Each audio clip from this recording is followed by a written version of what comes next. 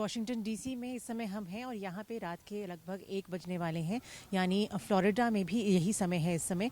और ट्रंप आके अपने समर्थकों को संबोधित करने वाले हैं। इसका इंडिकेशन ये साफ है कि वो मान चुके हैं कि वो अगले राष्ट्रपति बन चुके हैं और जो जिन स्विंग स्टेट्स में उनको बढ़त मिली है वो बढ़त बरकरार रहेगी। और ये भी मैं आपको साफ कर दूं कि ये डेफिनेटली एक चौंकाने वाला रिजल्ट रहेगा, क्योंकि जितनी तेज़ी से इस बार स्विंग स्टेट्स के रिजल्ट आ रहे हैं, क्योंकि 7 में से 2 को ऑलरेडी डिक्लेयर कर दिया है कि नॉर्थ कैरोलिना और जॉर्जिया ट्रंप जीत चुके हैं, और इसके अलावा पेंसिल्वेनिया और में उनकी काफ़ी बढ़त दिखाई जा रही है। वहाँ पे 75% से ज़्यादा की काउंटिंग हो चुकी है और वहाँ पर भी ऐसा दिखाया जा रहा है कि वो धीरे धीरे और ज़्यादा रेड लीनिंग स्टेट होता जा रहा है। जी बिल्कुल, तो यानी कि इंतज़ार कभी करना चाहते हैं दोनों उम्मीदवार, क्योंकि जब भी वो स्टेज पर आएंगे डोनाल्ड ट्रंप इस बार किसी भी तरह का कोई चांस नहीं लेंगे और वो चाहते हैं कि जब वो आएँ तो बतौर एक विक्ट्री सिंबल के साथ आएँ और पूरे एक डंके की चोट के साथ आएँ कि बस ये अब कोई रिजल्ट को बदल नहीं सकता है। उसके लिए भले ही थोड़ा और इंतज़ार करना पड़े तो वो करेंगे, या फिर ये भी हो सकता है कि वो अपनी स्पीच में कि वो लोगों को क्या बोलेंगे, अपने समर्थकों को किस तरह से संबोधित करेंगे बतौर राष्ट्रपति, क्योंकि ये बहुत बड़ी ऐतिहासिक जीत है, उसका भी फाइनल टचेस हो सकता है कि दे रहे हों फिलहाल।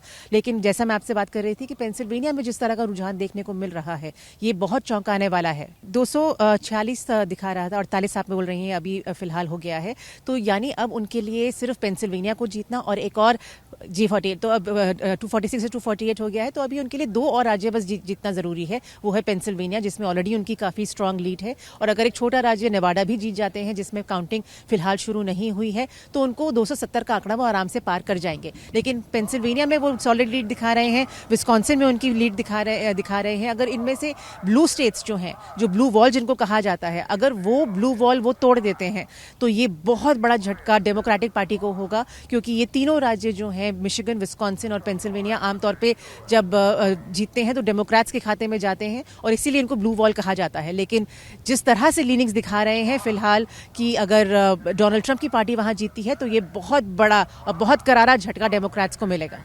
जी फिलहाल यहाँ पे कोई कॉन्फर्मेशन नहीं आई है। शायद जो पार्टी है वो इस समय चुप्पी साधे बैठी है, क्योंकि आंकड़े तो साफ दिखा रहे हैं कि किस तरफ रुझान है रिपब्लिकन पार्टी का और जीत की तरफ इशारा कर ही रहे हैं। लेकिन जब तक फाइनल रिजल्ट्स आ नहीं जाते हैं, 1 या 2 कम से कम एक और बड़ा अगर स्विंग स्टेट डिक्लेयर हो जाता है तो उसके बाद साफ हो जाएगा कि डोनाल्ड ट्रंप ही अगले राष्ट्रपति होंगे। एक अपडेट मैं आपको और देना चाहूंगी कि इस तरफ ना सिर्फ राष्ट्रपति की सीट में डोनाल्ड ट्रंप की पार्टी जीत रही है, लेकिन ये प्रोजेक्शन भी आया है जो सेनेट है वो रिपब्लिकन्स के कंट्रोल में वापस चला गया है। यानी कि पहले उनके पास सिर्फ 49 सीटें थी सेनेट में, लेकिन इस बार ऐसा लग रहा है कि 51 सीट्स, 51 सीटें रिपब्लिकन्स अपने कंट्रोल में कर रहे हैं। यानी house of Republicans already Republicans के पास है, और अगर सेनेट भी वो कंट्रोल में ले लेते हैं तो यानी पूरे कांग्रेस में मेजॉरिटी जो है डोनाल्ड ट्रंप की पार्टी की रहेगी। तो ऐसे में किसी भी तरह का बदलाव लाना या किसी भी तरह के कानून को पास करना उनकी पार्टी के लिए बेहद आसान हो जाएगा।